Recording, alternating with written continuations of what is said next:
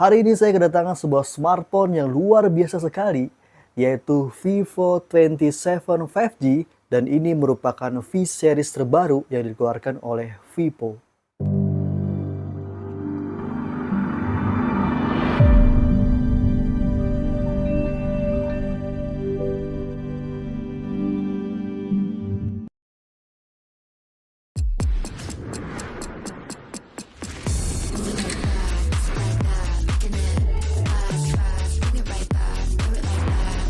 Vivo V27 Series Ultimate Portraits with Auralight. Vivo. Oke, di video kali ini saya akan unboxing dan juga mereview sebuah handphone yang dikeluarkan oleh Vivo, yaitu Vivo 27 5G ya. Dan ini katanya merupakan handphone yang all-rounded ya, punya banyak kelebihan yang luar biasa di kelasnya. Kenapa bisa dibilang seperti itu? Karena HP Vivo V27 5G memiliki SoC yang terbaru dan mumpuni tentunya, yaitu MediaTek Dimensity 7200. Dan kalau ngomongin baterainya bisa dibilang ini relatif besar ya, di 4600 mAh. Tapi tunggu dulu ya. Tunggu dulu, nanti kita cek ya hasil pengujiannya. Karena ya HP ini kenapa bisa dibilang sangat-sangat awet? Karena dibekali dengan charger 66 watt flash charge ya. Dan kameranya ya, kamera juga bukan kaleng-kaleng. Karena pakai sensor Sony IMX766V dan dibekali dengan Auralight Portrait System. Oke, kita lihat ya. Tuh. Oke, terang banget ya karena Auralight Portrait sistemnya berbentuk lingkaran dan ini bisa diatur teman-teman untuk kondisi warnanya bisa berubah-ubah gitu, menyesuaikan dengan kondisi sekitar. Coba kita lihat ya, kita unboxing apa saja yang kita dapatkan ketika kita membeli Vivo V27 5G.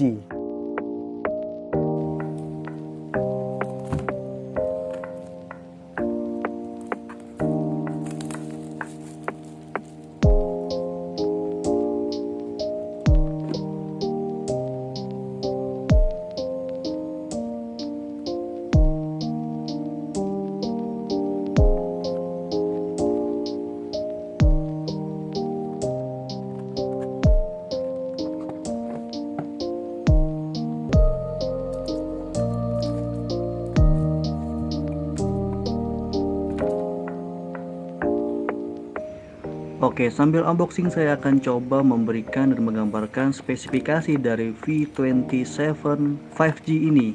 Jadi, Vivo terbaru ini menghadirkan layar yang memenuhi bagian depan, ditambah bagian 3 dimensi curved ya di kedua sisinya. Berkat penggunaan teknologi AMOLED dan resolusi Full HD HD, layar dapat menampilkan konten yang terang dan juga jernih. Selain itu, refresh rate-nya yaitu 120 Hz ya, dengan menampilkan gerakan transisi dan animasi yang sangat halus dan tentu memanjakan mata. Tapi hebatnya lagi, refresh rate-nya dapat dikunci dari 120 Hz sampai dengan 60 Hz menyesuaikan dan kebutuhan. Oke, antutunya ponsel ini berhasil mendapatkan skor tertinggi dengan mencapai 600.000 poin, yang mana tergolong cepat dengan kelas menengah. Pengisiannya juga cepat ya, karena dengan baterai 4600 mAh didukung dengan 66 watt fast charging dan membuat pengisian dayanya mencapai 50% dengan hanya waktu 19 menit saja. Jadi untuk main game ya, apalagi scroll-scroll TikTok atau Instagram, ini sangat-sangat mumpuni dan rata kanan teman-teman.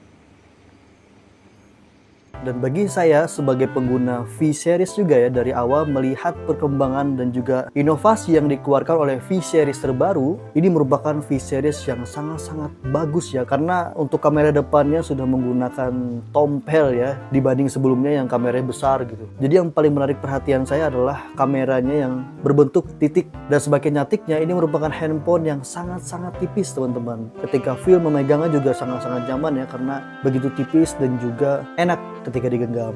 Dan yang paling penting dari semua itu ya, selain kamera, Auralight Portrait System serta kamera selfie-nya yang luar biasa nih teman-teman, yaitu layar lengkungnya ya. Di harga yang sekelas, ini merupakan handphone yang rasanya menjadi lebih premium dan megah. Oke, teman-teman bisa lihat, wow, layar lengkungnya luar biasa ya. Dan untuk layarnya juga menggunakan layar AMOLED ya. Oke, ini cantik banget sih ini layar lengkung ini. Tuh, wow. Oke, sekarang kita coba masuk ke pengujian kameranya ya. Seperti biasa, bareng sama Chris. Oke, di tangan saya kali ini sudah ada Vivo V27 nih teman-teman. Jadi mari kita mulai aja pengujian kameranya. Yang lagi teman-teman lihat ini adalah hasil dari video selfie-nya saya rekam di resolusi Full HD 30. Dan kurang lebih hasilnya seperti ini ya. Dan juga suara yang lagi teman-teman denger ini adalah suara langsung dari mikrofonnya. Saya nggak pakai mikrofon eksternal. Dan kualitas suaranya akan jadi seperti ini. Untuk mikrofon, di smartphone mid-range khas Vivo dan flagship-nya juga ada nih. Dia punya fitur mikrofon menarik nih. Ada yang namanya AI Noise Reduction. Jadi kita bisa mengurangi noise di latar belakang nih. Jadi suaranya akan lebih fokus ke vokalnya aja. Ini ada tombol di sini, kita bisa langsung nyalain dan matiin langsung saat lagi merekam. Ini noise reduction-nya tidak aktif. Kalau saya nyalain, nah suaranya akan jadi seperti ini. Noise-nya akan jadi lebih berkurangan ya. Jadi yang kedengaran teman-teman mungkin suara vokal saya aja. Dan ini cukup menarik ya kalau misalnya di sekitar teman-teman, sekitar kita tuh lagi berisik. Nyalain aja fitur ini supaya vokal kita lebih jelas. Ini noise reduction-nya dimatikan. Lalu ini kalau noise reduction-nya diaktifkan. Keren. Untuk kualitas videonya sendiri, ini sih juara ya. Untuk kelas harga 6 juta kurang 1000, ini adalah salah satu kamera depan favorit saya. Gambarnya detail, warna yang dihasilkan tuh nggak berlebihan, nggak terlalu warm, nggak terlalu cool, pokoknya terasa pas aja gitu. Dari image ratio juga terbilang oke di sini, highlight dan shadow-nya dapat dibuat cukup balance, dan dia punya kemampuan autofocus. Belum banyak nih yang punya kemampuan ini di kelas harganya. Kalau lagi mau vlogging atau sekedar mau nunjukin sesuatu lebih dekat ke kamera depannya ini, gambarnya jadi bisa lebih fokus. Untuk stabilizer, atau kalau Vivo sebutnya itu fitur steady face, sayangnya by default itu tidak aktif ya. Jadi kalau mau videonya stabil, aktifkan dulu steady face-nya. Baru videonya akan stabil. Sebagai catatan, steady face ini efektif di 1080p 30 fps aja ya. Dan harapan saya sih semoga kedepannya fitur ini aktif by default aja. Soalnya kan nggak setiap orang paham fitur mana harus diaktifkan. Saat kita pindah ke 1080p 60, videonya belum bisa stabil sayangnya. Atau saat kita pindah ke resolusi 4K 30, steady face-nya juga belum mendukung. Tapi itu hal yang wajar ya, punya resolusi setinggi ini aja jarang ada yang bisa. 1080p 60 dan 4K 30 itu merupakan fitur yang jarang ada untuk kamera depan di mid-range, bahkan untuk flagship sekalipun. Tapi satu hal yang saya apresiasi sih di sini, 1080p 60-nya dan 4K 30-nya tetap punya dynamic range yang baik. Di sini mau resolusi apapun, kualitas gambarnya tetap cakep. Catatannya cuma di stabilizer videonya aja. Sekarang kita cek kamera utamanya. Kamera utamanya juga punya perekaman video up to 4K 30. Tapi kita coba cek dari 1080p 30 dulu ya. Dari segi stabilizer, kalau di bawah jalan begini videonya stabil, aman. Tapi untuk guncangan yang lebih ekstrim, seperti di bawah lari, masih ada sedikit efek kedut-kedutnya gitu. Jadi stabilizernya aktif, tapi menurut saya belum yang paling rapi. Untuk resolusi 1080p 60, videonya juga bisa cukup stabil. Ini udah keren sih. Biasanya di beberapa smartphone mid-range, 1080p 60-nya tuh belum stabil videonya.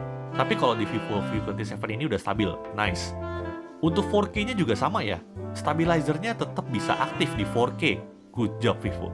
Jarang-jarang nih nemu video 4K stabil di kelas mid-range. Meskipun nggak semua butuh 4K, tapi untuk orang yang butuh, tentu akan sangat menghargai kemampuan ini ya. Apalagi konten kreator. Misalnya untuk kebutuhan cropping itu kepake banget nih 4K. Beda detailnya lumayan ya di sini. Vivo V27 ini juga tersedia fitur stabilisasi ekstra yang dinamakan Ultra Stabilization. Kalian bisa cek fiturnya di menu yang ini. Kalau ini dipilih, video akan otomatis jadi 1080p 60 yang di-crop lebih jauh. Teoritis, ini bisa untuk membuat videonya jadi lebih stabil. Tapi setelah saya lihat hasilnya, ternyata tidak terlalu signifikan bedanya ya. Default stabilization-nya aja udah cukup oke di sini. Di tahun ini ya, tahun 2023, April atau akhir Maret, dari keluarga Vivo yang untuk V27, V27 menghadirkan dua jenis ya. Ada yang jenis V27e dan yang ini adalah V27 5G ya. Dan yang saya pakai ini adalah varian berwarna black. Ada juga yang berwarna gold ya untuk V27 5G. Oke, dari sisi kamera, wah, saya merasa itu sangat-sangat cantik dan sangat-sangat bagus ya. Sesuai kebutuhan saya sebagai konten kreator atau teman-teman yang suka membuat video atau sekedar mengambil suatu momen. Ini merupakan smartphone flagship yang mengungguli di dalam kelasnya. Tapi tentu saja ada beberapa kelemahan atau beberapa hal yang perlu dipertimbangkan dari Vivo V27 5G, yaitu yang pertama ya, di sini tidak ada makro USB, jadi ketika dibuka ya cuma ada SIM 1 dan SIM 2, jadi tidak bisa melebarkan memori lagi. Tapi tenang saja ya, untuk varian ini memorinya sudah 256 GB ya, jadi saya rasa bukan suatu kendala ya, karena memori di dalam handphone sudah cukup besar. Jadi bisalah menampung video dan foto-foto gitu. Yang kedua yang perlu diperhatikan adalah tidak ada audio jack-nya ya. Memang handphone keluaran sekarang ya memang entah kenapa tidak ada audio jack. Namun bisa diatasi karena sekarang sudah TWS ya. Headphone, earphone atau handset wireless sudah murah ya. Saya aja pakai Sony dan dengan tidak ada jack audio bagi saya tidak masalah karena sekarang harga TWS atau handset Bluetooth wireless sudah murah. Yang ketiga, di sini speakernya masih single speaker atau speaker mono ya, tidak stereo. Jadi ketika mendengarkan suara langsung dari handphonenya, rasa ada yang kurang aja gitu, kurang nendang, kurang nyaring. Berbedalah dengan speaker yang sudah stereo. Tapi ya tadi untuk mengatasinya ya membeli TWS atau headphone. Dan itulah kekurangan dan hal yang perlu diperhatikan dari Vivo V27 5G. Lalu kelebihannya ya, tentu saja ya, handphonenya wah bagus banget saya rasa. Dengan layar lengkung, oke, yang terlihat begitu premium dan begitu mahal dari harga yang sekelasnya. Spesifikasinya juga sudah IP65 ya. Handphone ini sudah anti air. Walaupun bukan untuk dicemplungin ke dalam air ya, cuman kalau kena bisa kena cipratan atau ciprikan air ini bisa bertahan, atau misalnya kehujanan sedikit juga masih bisa bertahan. OS-nya udah Android 13 ya, sudah Vantage OS yang ke-13 ya, jadi bisa update mungkin sampai 3 lagi ya. RAM-nya 8 ya, ada tambahan juga 8 lagi, jadi sudah 16 GB. Penyimpanannya luas ya, 256 GB ya. Dan memakai Dimensity 7200 octa-core. Kamera juga sudah 4K, baterainya awet, ngecasnya cepat. Dan untuk kamera ya juga sudah menggunakan sensor Sony IMX766V. Dan tentu saja yang mencolok sini adalah Aura Light Portrait System. Dengan harga 6 juta kurang 1000, saya rasa ini worth it lah untuk dihargainya. Apalagi tampilannya yang menggunakan layar lengkung ini semakin membuatnya seperti handphone yang begitu premium. Bagi saya memang pengguna Vivo ya, dari keluarga Vivo V series yang dulu-dulu, melihat perkembangan dari V27 5G ini luar biasa. Dan saya rasa ini merupakan handphone yang layak untuk didapatkan dan juga dimiliki. Sebelumnya saya menggunakan V23 5G dan sekarang Vivo V27 5G menjadi daily driver saya. Oke, mungkin itu aja teman-teman pembahasan dari unboxing Vivo V27 5G, dan saya rekomendasikan untuk teman-teman memiliki dan juga membeli dan bertanya handphone 5 jutaan, yang rekomendasi adalah Vivo V27 5G. Oke, sampai sini dulu bersama saya Irfan Yazid dalam konten Doi. Sampai jumpa di konten-konten selanjutnya. Bye.